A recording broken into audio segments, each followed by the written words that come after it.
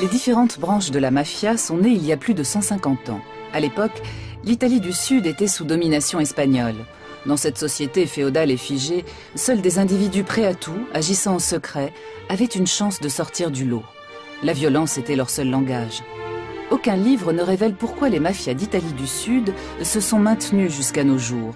Il se trouve même des membres du gouvernement italien pour prétendre qu'il faudrait s'arranger avec la mafia. Pourquoi ? Et comment se fait-il que la pieuvre soit si difficile à combattre? Actuellement, les mafias n'ont pas perdu un pouce de terrain. Au contraire, elles sont de plus en plus puissantes. L'Italie est l'un des plus grands pays d'Europe. Aujourd'hui encore, plus d'un tiers du pays est dominé, contrôlé et terrorisé par 3 grandes organisations criminelles.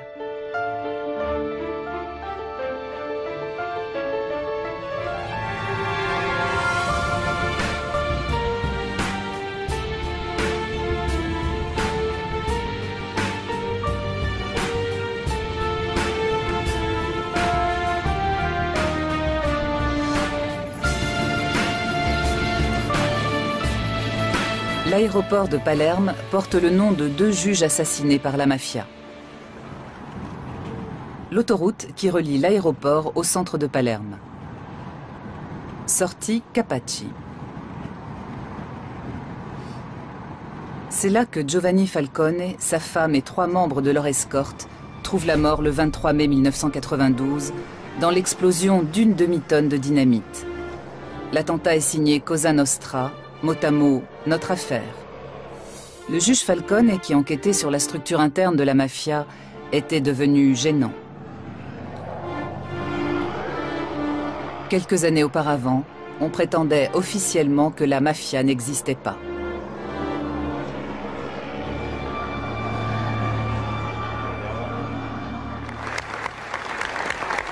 Au palais de justice de Palerme, on rend un dernier hommage aux victimes du massacre de Capaci.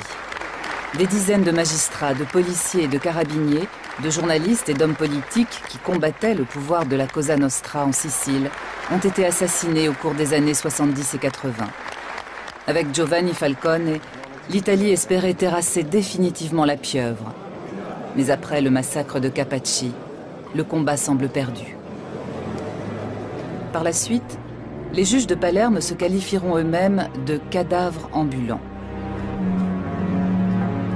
Le juge Paolo Borsellino, collègue et ami de Giovanni Falcone, se savait lui aussi menacé. Quelques mois plus tard, le 19 juillet 1992, Paolo Borsellino et son escorte sont victimes d'un attentat à la voiture piégée en plein centre de la capitale sicilienne. 9 ans plus tôt, le juge Rocco Chinnici et ses gardes du corps avaient subi le même sort, également à Palerme. Chinnici avait initié ses jeunes collègues Falcone et Borsellino à de nouvelles méthodes de lutte anti-mafia. Quand la mafia tue, le choix de la cible et la technique employée ont toujours valeur de message. En l'occurrence, le message signifiait « Gare à ceux qui s'imaginent pouvoir démasquer la mafia ou pire la détruire. Ils seront anéantis au sens propre du terme. Il ne doit rien rester d'eux. Même leur souvenir sera effacé. » Rocco Chinnici connaissait bien la Sicile, son histoire et ses habitants. Il fut le premier à enquêter sur le flux d'argent occulte de la mafia. Sans lui et sans les magistrats qui la formaient, nous ne saurions rien de la mafia. Sa fille Caterina est à son tour devenue magistrate.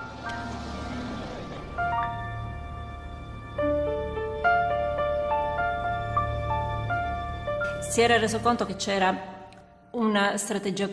Il avait constaté l'existence d'une stratégie commune aux terribles homicides de ces années-là. Il s'était rendu compte que la mafia avait infiltré les divers secteurs de la société, comme par exemple les administrations, le monde politique, les institutions. Il avait bien compris que la mafia n'était pas seulement une organisation criminelle, mais également, hélas, une culture.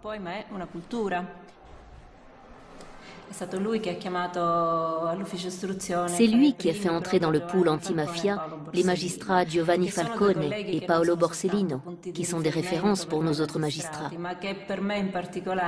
Pour moi, c'étaient des collègues, mais aussi des amis.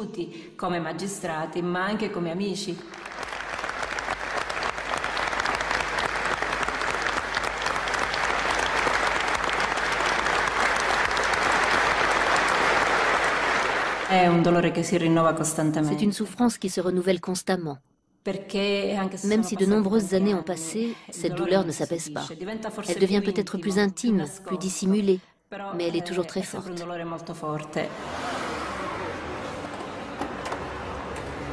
De nombreux juges antimafia sont placés sous protection rapprochée depuis plus de 20 ans.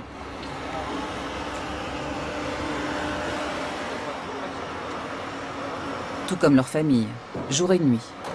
Quand ils étaient étudiants en droit, ils étaient loin d'imaginer cela. À l'époque, entre 1975 et 1982-83, il était difficile de comprendre ce qui se passait à Palerme.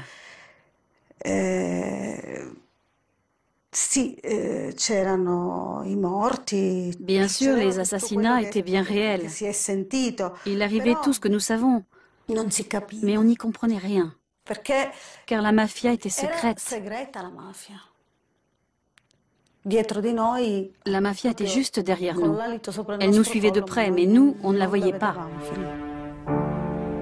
Giovanni Falcone avait réussi à obtenir les aveux d'un boss de la mafia. Mais les déclarations du témoin principal n'avaient pas suffi à traîner l'organisation secrète devant les tribunaux.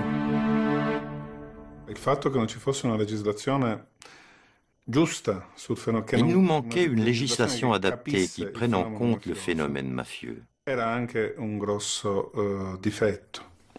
De plus, il existait cette collusion entre la mafia et une partie du monde politique, mais aussi de la magistrature, du barreau, des professions libérales au niveau local et quelquefois national.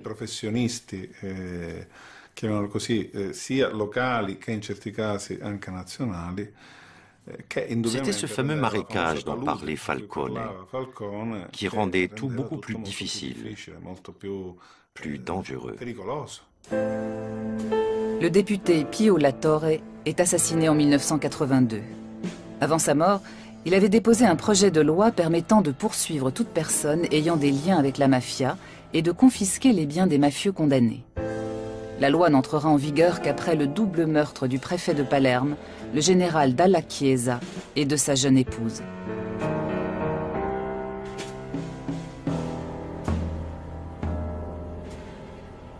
Il est désormais possible d'arrêter et d'inculper des dirigeants de la Cosa Nostra. Leur organisation et leur puissante armée secrète sont dans le collimateur de la justice.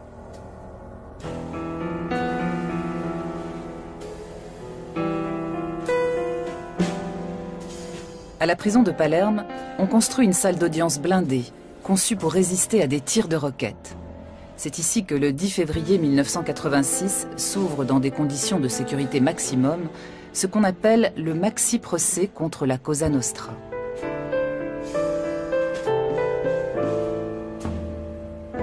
Plus de 400 chefs et membres de la mafia sont inculpés par les juges Falcone et Borsellino. Chefs d'entreprise influents, fonctionnaires, directeurs de banques et politiciens locaux côtoient des serveurs ou des mécaniciens.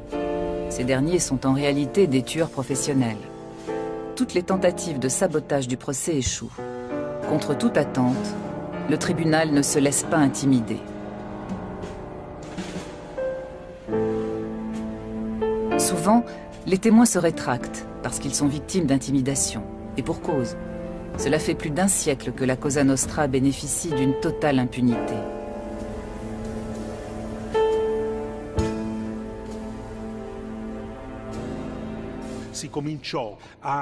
Le bruit commençait à courir que cela ne servait à rien, que ça ne faisait que nuire aux Siciliens et à leur image dans le monde. C'était une tentative pour affaiblir le procès. Je crois que je ne suis pas le seul à ne pas avoir dormi la nuit précédente, en partie à cause de l'immense responsabilité de devoir relater le procès des procès. Dès le deuxième jour, nous avons réalisé que nous assistions à un événement historique. Le procès se conclut par des condamnations à des peines maximales. Falcone et Borsellino ont porté à la Cosa Nostra le coup le plus sévère de son histoire. L'arrêt, rendu au mois de décembre 1987, révèle une chose sensationnelle. La mafia existe, c'est une organisation pyramidale dont les dirigeants ont des relations avec la politique. Et ce n'est pas tout. Alors que jusqu'ici, de nombreux jugements avaient été annulés pour de prétendus vices de procédure, la Cour suprême de Rome confirme les verdicts en 1992. L'événement marque un tournant décisif dans l'histoire de l'Italie d'après-guerre.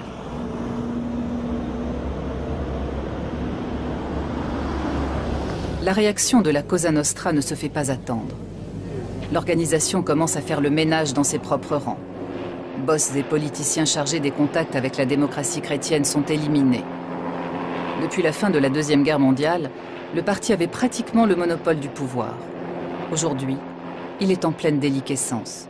Falcone avait immédiatement compris.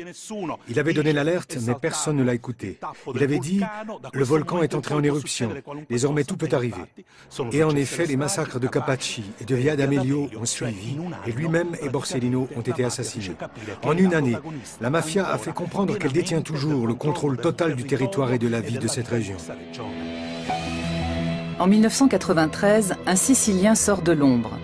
Il fonde le mouvement politique Forza Italia pour le compte de son ami, l'homme d'affaires milanais Silvio Berlusconi, qui n'a jamais révélé l'origine de son capital de départ. En 1994, Berlusconi devient président du Conseil.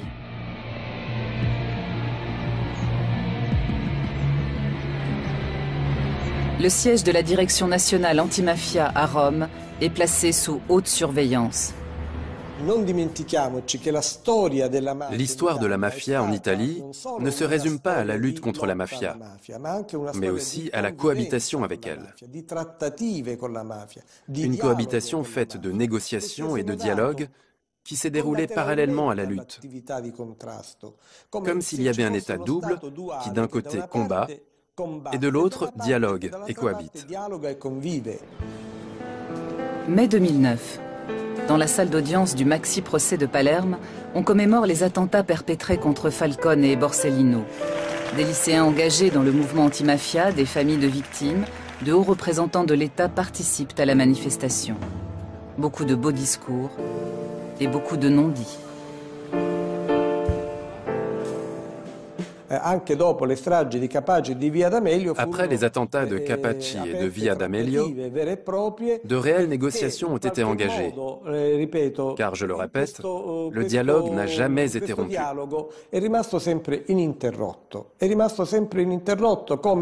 C'est comme si les massacres, les épisodes les plus sanglants, ne représentaient pas seulement une lutte subversive de la mafia contre l'État, mais surtout un rappel à l'État pour qu'il respecte les pactes.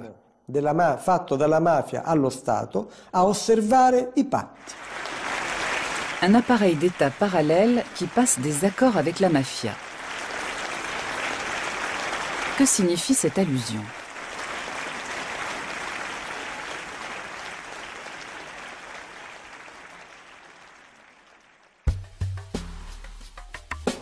Voyage à Corleone, bastion légendaire de la mafia en Sicile. C'est ici que l'organisation est née, fondée par des régisseurs de domaines auxquels les grands propriétaires terriens confiaient les pleins pouvoirs. Ces hommes étaient à la fois collecteurs d'impôts, vigiles armés et juges. Les mafieux les plus connus d'après-guerre sont originaires de la petite ville de Corleone. Luciano Liggio, Toto Riina, Bernardo Provenzano ou encore Vito Ciancimino, qui deviendra maire de Palerme. Après la Deuxième Guerre mondiale, le docteur Michele Navarra devient le chef tout-puissant de la mafia. Il n'hésite pas à tuer lui-même les témoins gênants, y compris des enfants.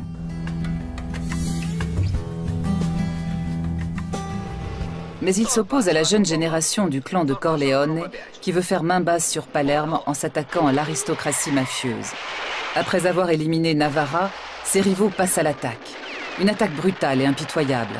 Au début des années 80, cette série de meurtres déclenchera à Palerme la guerre des mafias la plus sanglante de tous les temps.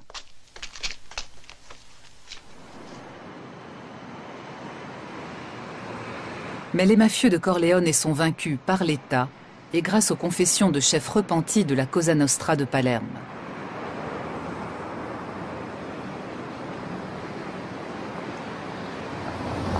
Un centre international de documentation anti-mafia est créé à Corleone sur une idée de l'ancien maire de la ville.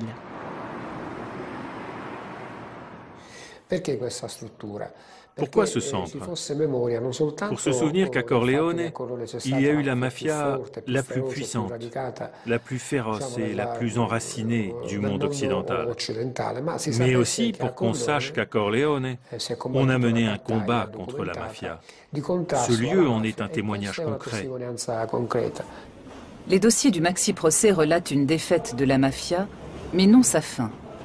Car tout au long de son histoire, elle s'est toujours relevée. À la fin du XIXe siècle, les ouvriers agricoles et les paysans pauvres de Sicile se regroupent sous la bannière du tout jeune Parti socialiste italien. Le mouvement, basé à Corleone, a pour slogan « La terre appartient à ceux qui la travaillent ». Il est violemment réprimé par l'État.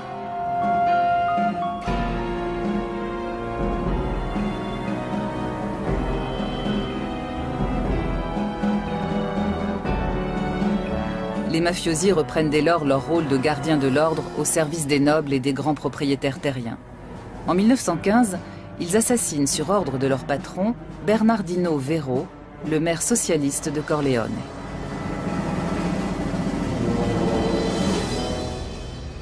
Dans le parc de Corleone, le buste de cet adversaire de la mafia est régulièrement la cible d'actes de vandalisme.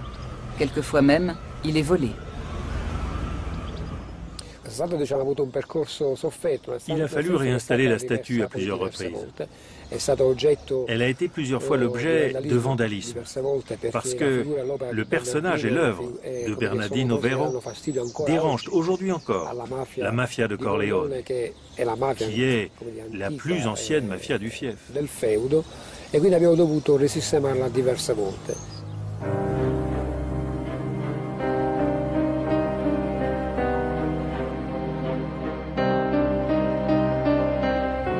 L'Italie du Sud a une longue tradition d'émigration.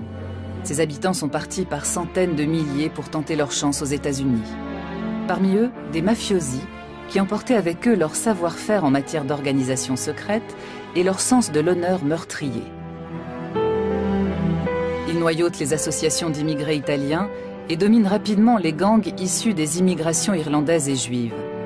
La mafia cherche toujours la proximité du pouvoir. Lors des élections, les mafiosi monnaient les voix de leurs compatriotes et prennent rapidement de l'influence dans la politique intérieure américaine. Et comme au pays, ils continuent de racketter les membres de leur communauté en échange de leur protection.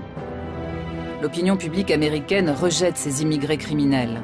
Pendant ce temps, un silence trompeur règne à Palerme. Il n'est pas question de la mafia. Sur le plan culturel, la ville prétend toujours rivaliser avec Paris et Londres.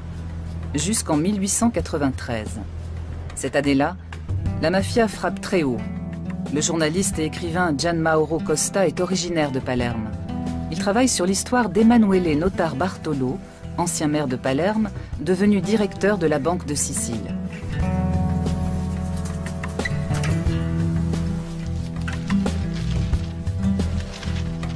Le 1er février 1893, 2 hommes assassinent Notar Bartolo dans un compartiment de train. Notar Bartolo avait découvert que des mafiosi et des notables volaient la Banque de Sicile. De plus, il souhaitait accorder des crédits aux ouvriers et aux petits paysans désireux d'acheter des terres. 2 bonnes raisons de l'éliminer. Après l'assassinat de Notar Bartolo, le mot mafia fait le tour de l'Italie pour la première fois. Gian Mauro Costa a découvert dans les archives de sa famille une correspondance. Une jeune parente, partie rejoindre son mari à Milan en 1901, suit le procès des commanditaires du meurtre de Notar Bartolo. À Palerme, la tante de la jeune femme rejette l'idée que la haute société sicilienne peut avoir des liens avec cette obscure mafia. Pour elle, il s'agit d'une rumeur malveillante propagée par les Italiens du Nord. Elle écrit « Nous, les gens du Sud, serions tous des criminels arriérés et incultes, sous prétexte que nous restons attachés à notre foi et que nous défendons la dignité et la grandeur de nos hommes. Ce Nord sans foi ni loi se croit-il tout permis ? » Mon Dieu, répond la nièce, c'est de justice qu'il s'agit. De lettre en lettre, le ton monte. le conflit nord-sud divise la famille. En 1904, le commanditaire du meurtre de Notar Bartolo, un homme politique sicilien lié à la mafia, est acquitté. La Sicile est en liesse. Le 12 mars 1909, un homme est abattu sur la Piazza Marina à Palerme. La victime, Joe Petrosino, est un policier américain originaire d'Italie du Sud. À New York, il a combattu la branche américaine de la Cosa Nostra. Selon Gian Mauro Costa, il voulait également démasquer l'organisation sur sa terre d'origine, la Sicile. Mais Petrosino sous-estime la mafia. Bien qu'il séjourne à Palerme incognito, l'organisation le localise et l'attire dans un piège mortel. Après l'assassinat d'Emanuele Notar Bartolo, la mort de Petrosino est la preuve de l'existence de la mafia. Mais il vaut mieux ne pas en parler.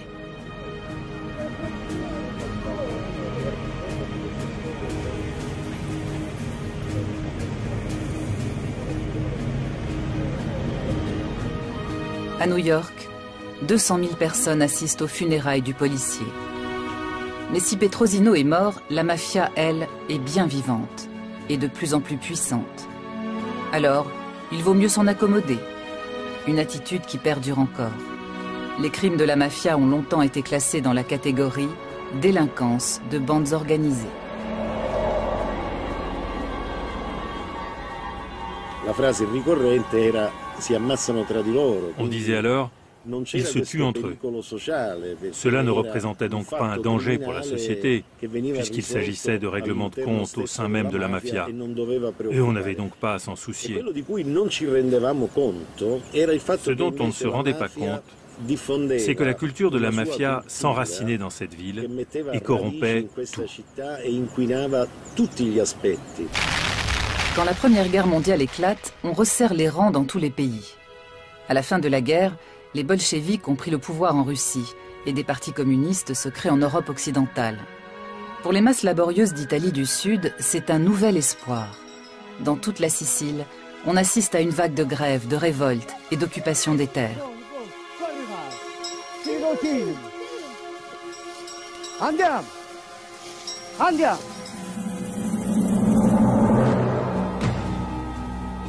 Jusque-là, les grands propriétaires terriens avaient défendu bec et ongle le système féodal. Mais entre 1918 et 1922, ils comprennent que la donne a changé. Face à ces masses disciplinées et organisées politiquement, la mafia ne leur est plus d'aucune aide.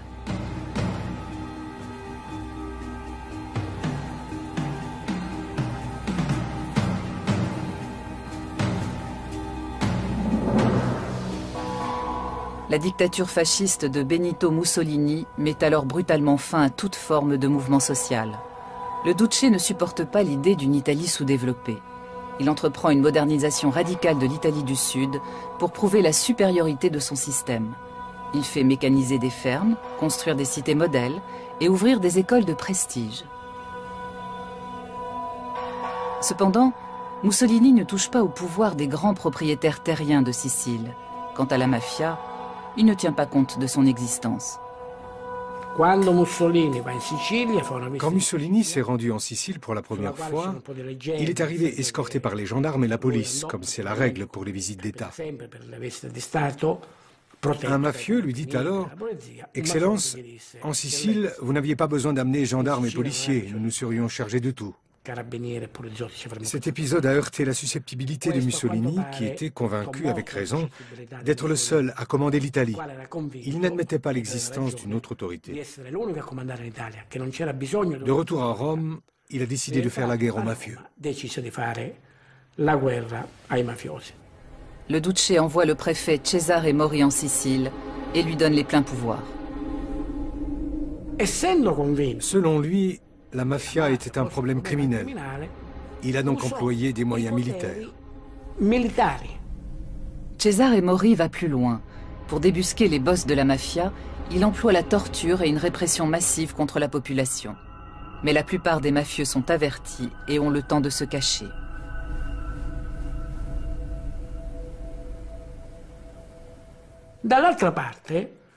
En observant la situation sicilienne, Mori comprend que les mafieux ne sont pas que des gardes privés ou des hommes de main, mais qu'ils portent la chemise noire et qu'ils sont donc fascistes eux aussi. Alors il fait pression sur le parti fasciste national. Suite à cela, il est rappelé à Rome et nommé sénateur. Le régime ne parle plus de mafia et la mafia continue d'exister pendant la période fasciste. Mussolini est renversé en juillet 1943. L'idéologie fasciste et son empire usurpé s'effondrent. Les mafias d'Italie du Sud ont à nouveau le champ libre. Leur âge d'or commence. Pendant ce temps, la branche américaine de la Cosa Nostra est à l'apogée de sa puissance. Elle a fait fortune grâce au trafic d'alcool né avec la prohibition et au nouveau marché de la drogue. Des parrains légendaires comme Al Capone ont montré comment éliminer par la violence les concurrents, contrôler les marchés et corrompre politiciens et forces de l'ordre.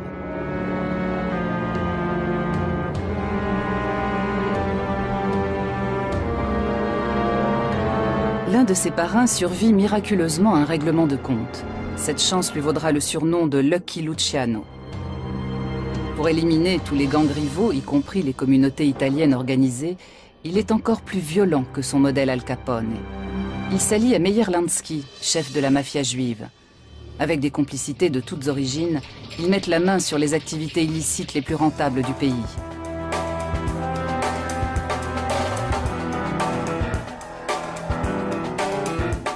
Y compris celles interdites jusque-là par la mafia sicilienne, comme par exemple la prostitution. Après avoir noyauté, corrompu et écrasé le mouvement syndical américain, la Cosa Nostra entre à la bourse de Wall Street.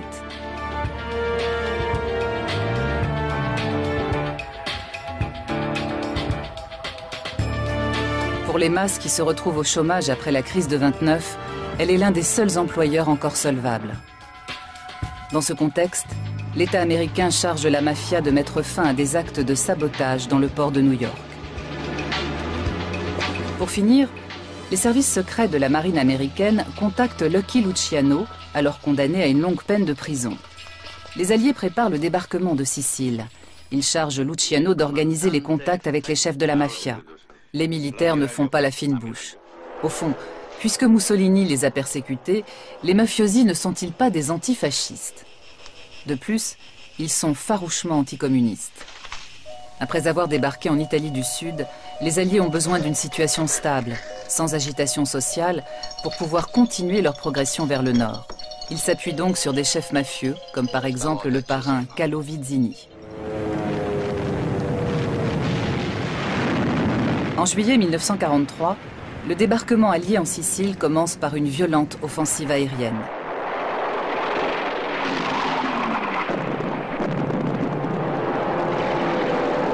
Puis, les Alliés entament l'une des opérations les plus secrètes de la fin de la Deuxième Guerre mondiale. Juste après le débarquement, des officiers américains invitent des représentants de la mafia sur la passerelle de commandement de leur navire. La mafia savoure son triomphe. À terre, les Alliés sont accueillis par une foule en liesse. Et pour cause, de nombreux GI sont des descendants d'immigrés siciliens. La fraternisation entre Siciliens et Américains est immédiate et durable. Elle se prolonge jusqu'à nos jours.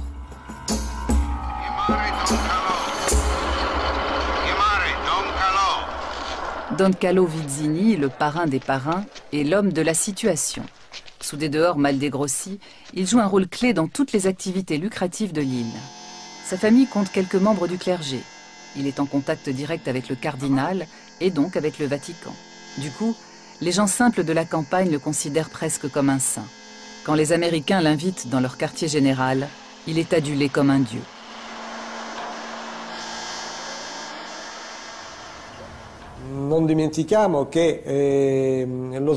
N'oublions pas que le débarquement en Sicile s'est déroulé avec l'aide massive de personnages mafieux auxquels on a même confié des charges politiques. Ils ont été nommés maires de certaines municipalités et ont obtenu ainsi une sorte de légitimité. Mr. Don Carlo Vizzini, è con piacere che il militare comando vi nomina sindaco di Villalba.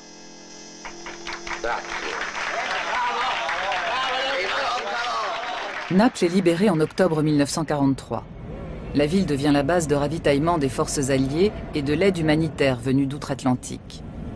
Les cargos américains déversent dans la ville détruite et affamée des millions de tonnes de charbon, de farine, de maïs, de conserves et de matériel militaire, mais aussi des quantités astronomiques d'alcool et de cigarettes.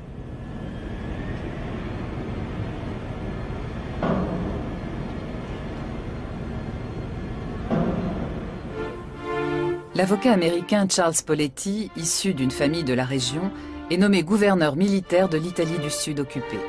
Comme d'autres militaires haut placés, il s'enrichit grâce au marché noir des cigarettes américaines. Les Américains disposaient de plus de denrées, de cigarettes, de nourriture qu'ils n'en consommaient. Et les Napolitains sortaient de la guerre, appauvris et sans ressources. Les surplus américains étaient vendus au marché noir aux contrebandiers. La marchandise de contrebande provenait donc des Américains. On assiste à des carrières étonnantes. Vito Genovese, recherché pour meurtre aux États-Unis, fait du trafic de cigarettes américaines à grande échelle. Il a d'excellentes relations avec Charles Poletti.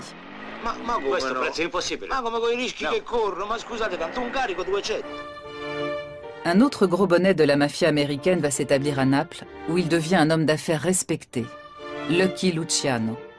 Il modernise les mafias d'Italie du Sud sur le modèle américain. Pour certaines raisons sociales, la contrebande était tolérée. La vente des cigarettes s'effectuait jusque sous les murs de la préfecture. On voyait des policiers qui allaient acheter des cigarettes de contrebande. Il ne semblait pas y avoir de mal à cela. Au point que quand la répression a commencé à Naples et que les canaux à moteur qui servaient à la contrebande ont été saisis, les gens se sont mis en grève et ont manifesté. À Naples, la mafia fait des affaires florissantes. En Sicile, elle cherche à s'établir sur le terrain politique. Juste après la guerre, les partis communistes et socialistes mobilisent de plus en plus de monde en faveur de la réforme agraire, nécessaire depuis longtemps. Ils réclament en plus l'abolition de la monarchie au profit d'un État républicain. La plupart des barons locaux et des grands propriétaires terriens redoutent l'avènement d'une république populaire de type socialiste. Une nouvelle fois, la mafia est mise à contribution pour contrer la gauche et les syndicats. Mais la violence à elle seule ne suffit plus à contenir les revendications de réforme.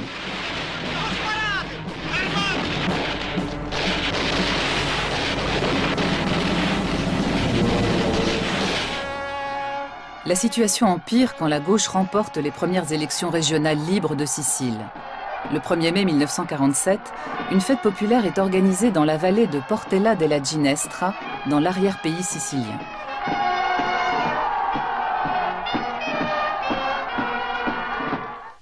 Les grands propriétaires terriens de Sicile réclament alors l'indépendance de l'île et demandent au gouvernement américain d'en faire le 49e État de l'Union. Mais avant cela, il faut stopper la progression de la gauche, par n'importe quel moyen. La mafia en fera son affaire.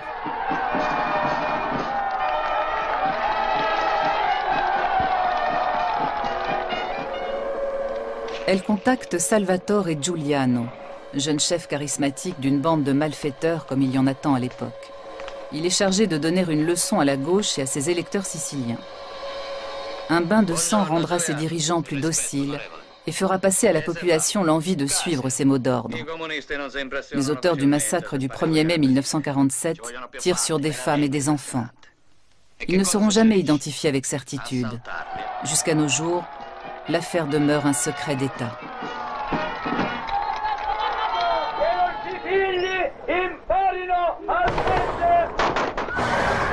Le bilan est lourd. 11 morts, dont 4 enfants, et plus de 30 blessés graves.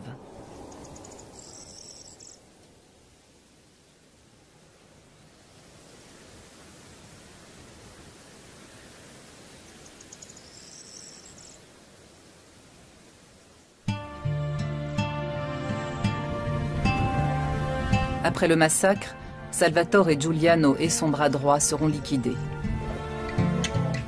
Tous les indices permettant de remonter jusqu'à la mafia, à des commanditaires ou des complices, ont disparu. Aujourd'hui encore, les survivants demandent en vain pourquoi l'Italie refuse obstinément de faire toute la lumière sur ce crime.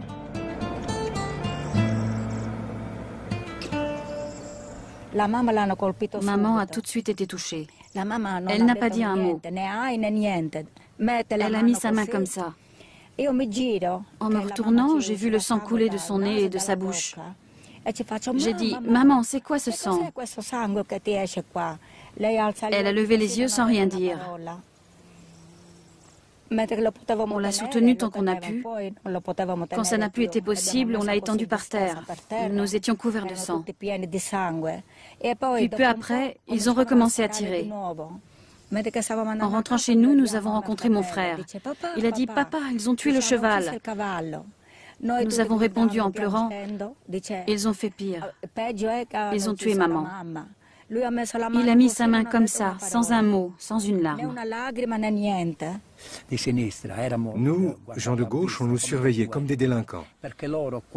Ces gens-là, ils ont tiré sur des honnêtes gens pour soutenir les délinquants. Et nous voulons savoir d'où cela est venu. Avant de mourir, je voudrais connaître la vérité sur Portella della Ginestra.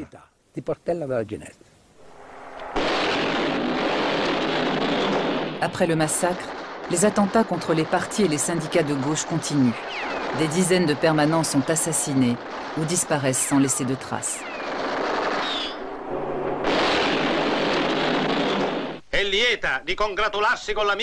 Des chefs mafieux comme Genco Russo se lancent dans la politique.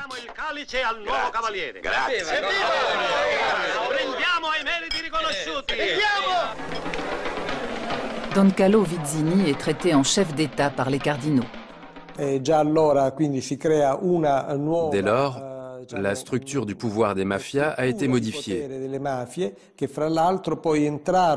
Juste après la guerre, elles ont pris part à la tentative de séparatisme sicilien. Puis, après l'accord de 1948 avec la démocratie chrétienne, elles ont renié le séparatisme et sont entrées librement dans l'État italien, avec des connexions dans les partis au pouvoir de la République naissante.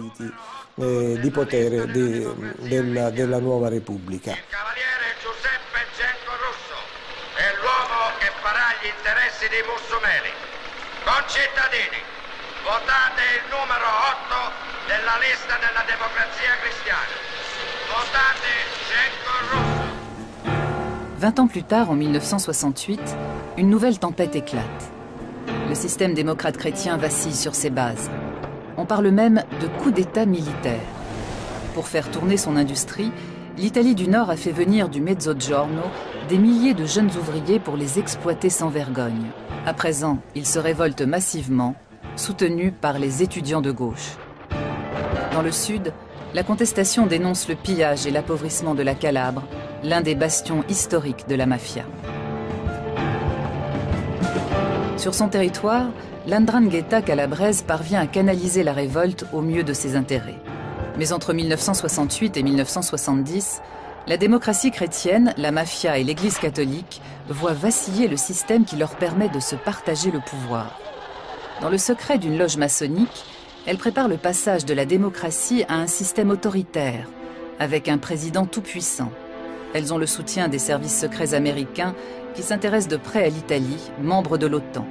Objectif, neutraliser les communistes, les syndicats et l'ensemble de la gauche, et prendre le contrôle de la presse, de la radio et de la télévision. L'homme fort de la loge P2 s'appelle Licio Gelli. Il a des relations avec la présidence américaine et les parrains de la mafia. À l'apogée de son pouvoir, l'homme de l'ombre commande aux services secrets italiens, à une partie des carabiniers et de l'armée. Parmi les membres de la loge secrète, on trouve le nom d'un entrepreneur milanais, un certain Silvio Berlusconi. Era una vera e propria loggia massonica.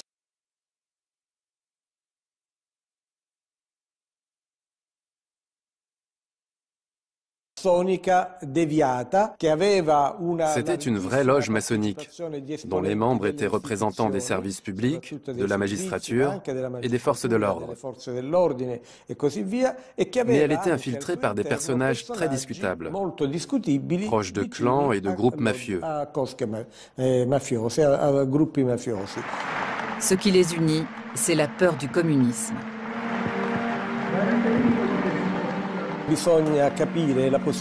Il faut comprendre la position de l'Italie pendant les années de la guerre froide. Ses frontières touchaient aux deux blocs. Son parti communiste était le plus fort d'Europe. Elle représentait donc un risque pour le bloc occidental. Un passage au socialisme de l'Italie aurait représenté un grave problème pour l'OTAN et pour l'équilibre mondial. Pendant cette période, les mafias étaient indispensables au maintien des équilibres, grâce à leur anticommunisme, surtout dans l'Italie méridionale.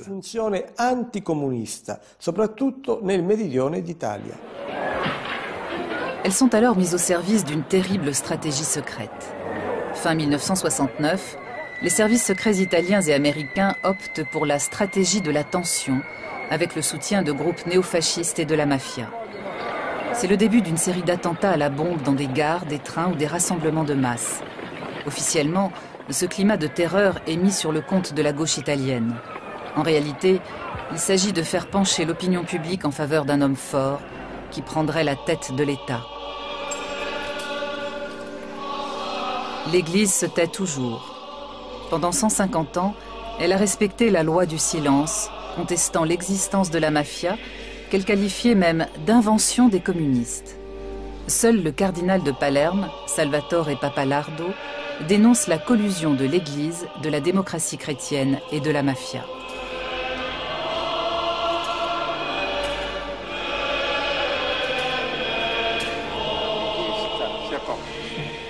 S'il est un homme politique qui nie toute implication, c'est Giulio Andreotti.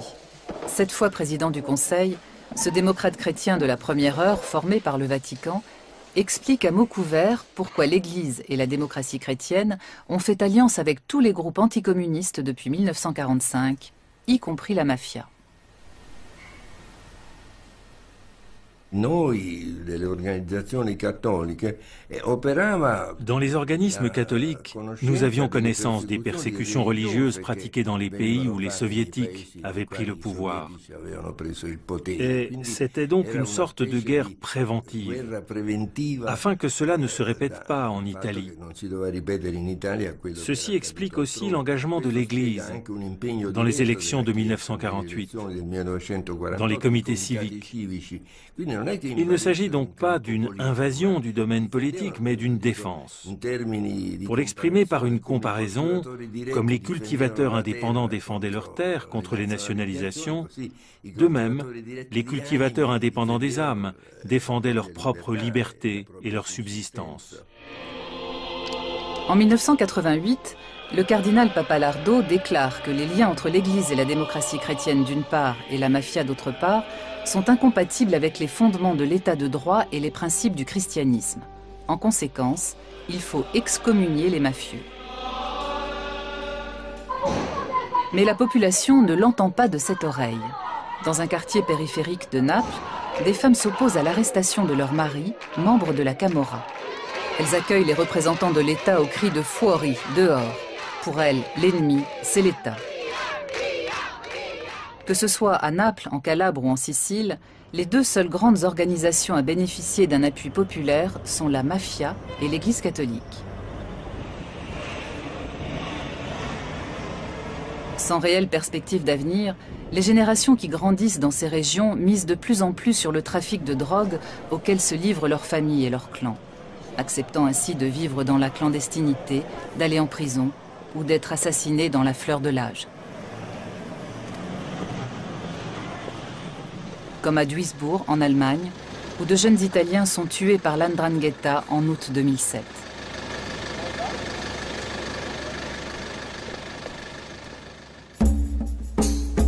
L'existence de l''Ndrangheta calabraise a longtemps été ignorée, puis largement sous-estimée. Aujourd'hui, c'est l'organisation mafieuse la plus puissante et la plus dangereuse d'Italie. À cette époque, la mafia calabraise ne possédait pas les moyens financiers d'entrer dans le marché de la drogue. La région était relativement pauvre et arriérée. Cette mafia a donc été obligée de se constituer un capital de départ pour accéder au marché de la drogue. Et c'est par l'industrie de la prise d'otages qu'elle l'a fait. En 10 années d'enlèvement, des centaines dit-on, elle a réussi à accumuler le capital nécessaire pour accéder au marché international des stupéfiants. Dans les montagnes de Calabre, les victimes d'enlèvement sont presque impossibles à retrouver malgré l'impressionnante mobilisation des forces de l'ordre. L'Ndrangheta investit l'argent des rançons dans des entreprises de travaux publics, ce qui lui permet ensuite de profiter des milliards que rapporte la modernisation de l'autoroute reliant Salerne à Reggio de Calabre. L'Ndrangheta est profondément ancrée dans le catholicisme, à tel point que les chefs de clan se réunissent chaque année dans un lieu de pèlerinage des montagnes de l'Aspromonte. Si l'organisation étend ses ramifications dans le monde entier, ce n'est pas seulement dû à l'émigration, mais aussi à la volonté délibérée des clans. L'Ndrangheta n'est pas restée ici, à Africo, ni à San Luca ou à Plati. Des membres des clans ont été transférés, comme des filiales, dans les régions du Nord ou à l'étranger. L'Ndrangheta est l'unique organisation mafieuse italienne à posséder 2 ou 3 sièges. Le cœur et le cerveau sont ici, à Africo, mais l'autre partie d'Africo se trouve à Milan ou à l'étranger, où elle manipule d'incroyables quantités de drogue. Il faut considérer Africo dans sa dimension nationale et internationale si on veut comprendre ce qu'ont réussi à faire ces gens-là.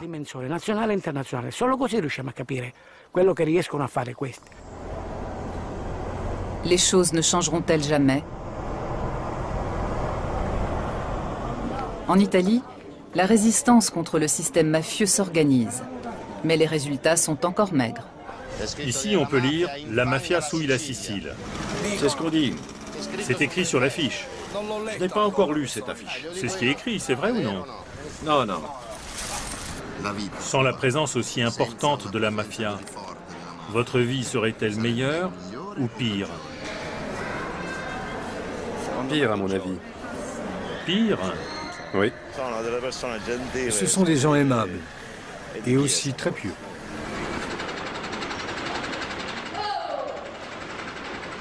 Avec un chômage avoisinant les 70%, des centaines de milliers de personnes ne peuvent compter que sur les revenus du trafic de drogue et d'autres activités illégales. Les fonds publics sont détournés par un petit nombre, avec comme conséquence des déchets toxiques déversés dans des décharges sauvages ou dans la mer, des immeubles qui tombent en ruine, des côtes polluées et des sites naturels uniques dont on vantait déjà la beauté dans l'Antiquité, noyés sous des tonnes de béton. Ceux qui aspirent à une vie indépendante et tentent de s'affranchir de ce système criminel sont victimes de représailles. Dans ces conditions, toute évolution de la société est impossible. Tout espoir d'amélioration demeure lettre morte. Exemple, cette clinique de luxe servant à blanchir de l'argent sale. Construite par des hommes de paille avec de l'argent mafieux, elle a été saisie par la justice. Elle était censée attirer de riches patients, mais aussi encaisser des subventions permettant de financer des soins coûteux.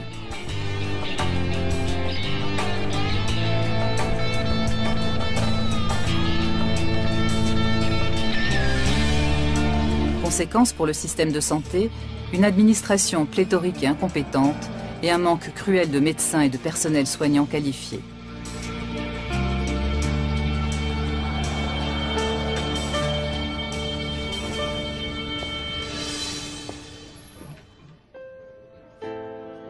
Résultat, des services entiers doivent être fermés dans les hôpitaux.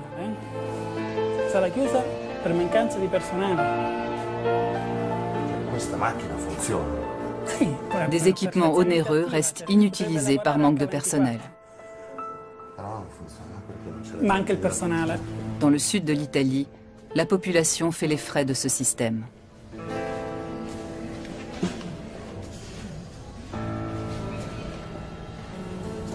À la direction de la lutte anti-mafia, on ne se fait pas d'illusions.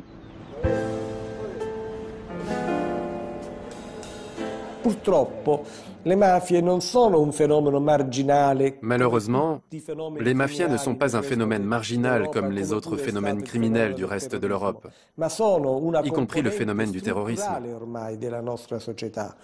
Elles sont désormais une composante structurelle de notre société, une composante indispensable même, puisqu'elles sont l'interlocuteur nécessaire pour toutes les politiques menées par l'État en Italie du Sud.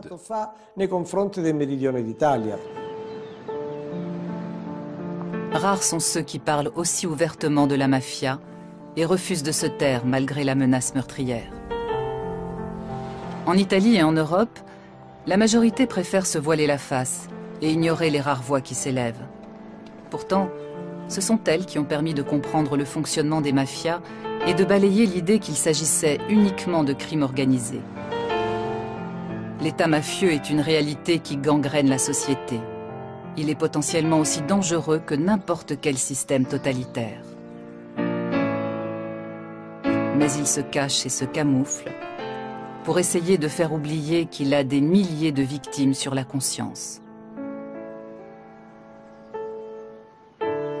Pour les témoins que nous avons rencontrés, la mafia n'est pas seulement la survivance d'un folklore archaïque limité à des zones sous-développées d'Italie du Sud. Ce film leur est dédié. À eux et aux millions de personnes qui subissent le pouvoir des mafias et dont le nombre pourrait encore augmenter en Italie du Sud comme partout ailleurs.